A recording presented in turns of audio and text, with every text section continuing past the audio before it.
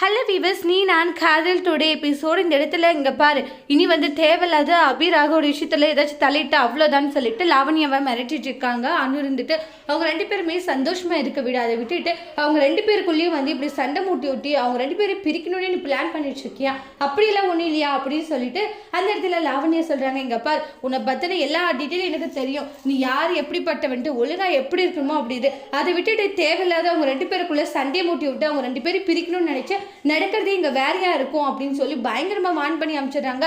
அதுக்கப்புறம் சூப்பருங்க அப்படின்னு ஆகாஷ் கிளாப் பண்ணிட்டு வராங்க. அவனும் என்னங்கன்னு கேட்குறாங்க. நீங்கள் பேசுனது எல்லாமே நான் கேட்டேன், நீங்கள் எப்போ வந்தீங்க அப்படின்றாங்க. நீங்கள் பேசும்போதே வந்துட்டேன், ஒவ்வொன்றுமே அவ்வளோ கரெக்டாக பேசுனீங்க, இப்போ வேற ஒரு அனுபவம் பார்த்த மாதிரியே இருக்கு அப்படின்னு சமக்கியோட சொல்லிட்டு இருக்காங்க. என் தங்கச்சி கொண்டுனா நான் சும்மா விட்டுருவேனா, என்றைக்குமே என் தங்கச்சி ரொம்ப ஹாப்பியாக இருக்கணுன்றாங்க. அனு இந்த அளவுக்கு ஒரு அக்காவோட பார்க்கவே இல்லைன்றாங்க. அப்புறம் அனுடைய கண்ணை பார்த்து இதை கண்ணை பார்த்துட்டே இருக்கலாம் போல அப்படின்னு ரொம்பவே ஹாப்பியாக பேசிட்டு இருக்காங்க. அதுக்கப்புறமா வீட்டில் எல்லாருமே பார்த்தீங்கன்னா அபியோட பர்த்டே செலிப்ரேஷன் பண்ணணும்னு எல்லாம் வெயிட் பண்ணிட்டு இருப்பாங்க. நைட்டு 12 மணிக்கு கேக் கட் பண்ணுற மாதிரி பிளான் பண்ணியிருப்பாங்க. இந்த இடத்துல அபியோட வீட்டில் எல்லாம் ரொம்பவே சந்தோஷப்பட்டு 12 மணிக்கு விஷ் பண்ணணும்னு அவங்க ஒரு பக்கம் வெயிட் பண்ணிட்டு இருப்பாங்க. ஆனால் அபியோட மட்டும்தான் இது மாதிரி வந்து அவர் விஷ் பண்ணணும்னு எழுந்து உட்காந்துப்பாங்க. ஒருவேளை நம்ம சர்ப்ரைஸ் பண்ண மாதிரி இவரும் நம்மளுக்கு ஏதாச்சும் சர்ப்ரைஸ் பண்ண வரா அப்படின்ட்டு ரொம்பவே எதிர்பார்ப்போடு இருக்காங்க நம்மளுடைய அபி. அதுக்கப்புறமா லைட் போட்டு விட்டு ரொம்ப நேரமாக உட்காருவாங்க. அவங்க எழுற மாதிரியே இருக்கும்னு திரும்பி படுப்பாங்க. சே, இந்த மனுஷன் எழுந்து விஷ் பண்ணுவாருன்னு பார்த்தா விஷ் பண்ண மாட்டேங்கிறாரு, என்னவா இருக்கும் அப்படின்ற மாதிரி தான் ஃபீல் பண்ணிட்டு இருப்பாங்க.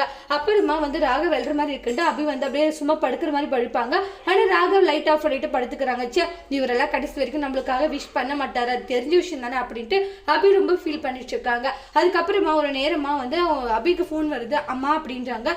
அபியை ஹாப்பி பர்த்டேன்னு சொல்லி விஷ் பண்றாங்க. இந்த டைம்ல யாருன்னு சொல்லிட்டு லவ் ஃபிக்கர் போட்டு சொல்றாங்க. மாப்பிள்ள நாங்க தான் அபிக்கு பர்த்டே எல்லாம் விஷ் பண்ணோம் அப்படின்றாங்க. அப்படிங்களான்றாங்க. சரிங்க மாப்பிள்ள, நான் போனை வைக்கிறேன் அப்படின்ட்டு வச்சிடறாங்க. கடைசி வரைக்குமே ராக விஷ் பண்ணாத அவங்க படுத்து தூங்கிடுறாங்க. அது அப்படி கஷ்டமாக இருக்குது. மறுபடியும் வந்து டோரை தட்டிட்டு இருப்பாங்க.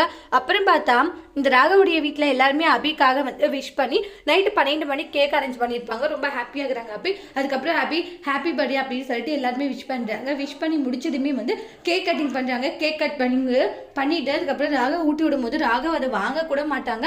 எல்லாருக்குமே ஊட்டிட்டு கொடுத்தாலுமே வாங்குறதில்ல. அப்போ ஒரு மாதிரி அபிக்கு ஃபீல் ஆகிடுது. ராகவ் இவ்வளோ தூரம் கொடுக்குறாங்க, வாங்கிக்கோன்னு பாட்டி சொன்னோடனே அதை வாங்கிக்கிறாங்க. அப்பயுமே வந்து ராக விஷ் பண்ணுவாருட்டு ரொம்ப எதிர்பார்ப்போடு இருப்பாங்க அபி. ஆனா அபி விஷ் பண்றதில்ல. என்ன ஆச்சு இவருக்கு, இவரு விஷ் பண்ணுவாருட்டு எவ்வளவு எதிர்பார்ப்போடு இருக்கு, ஆனா இவரு ஒரு விஷ் கூட எனக்கு பண்ணச்சு, சரியான ராக்கி பாஸா இருக்காரு இவருன்றாங்க. இவருடைய மனசு கல்லஞ்சு மனசா இருக்கு, இப்படி கொஞ்சம் கூட இறங்கி கூட பேச மாட்டேங்கிறாங்க. நான் எந்த அளவுக்கு நினைச்சேன், ஆனா இவரு என்னடனா இந்த அளவுக்கு இருக்காரு, இவரை நான் நினைச்சாலே எனக்கு கோபமா வருது அப்படின்ட்டு சொல்லி பயங்கரமா ஃபீல் பண்ணிட்டு இருக்காங்க அபி. அபி பாத்தீங்கன்னா ராக விஷ் பண்ணாது அந்த அளவுக்கு கஷ்டமா இருக்கு. இந்த இடத்துல எல்லாருமே அபி பர்த்டே ரொம்ப சூப்பரா செலிப்ரேஷன் பண்றாங்க. ராகவ் கோவமா ரூமுக்கு போயிடுறாங்க கிளம்பி. அதோட இந்த எபிசோட் முடிச்சிருக்காங்க. இனி வரக்கூடிய எபிசோட்ல என்ன மாதிரி ஒரு டோஸ்ட் வரப்போகுதுன்னு வெயிட் பண்ணி பார்க்கலாம். தேங்க்யூ.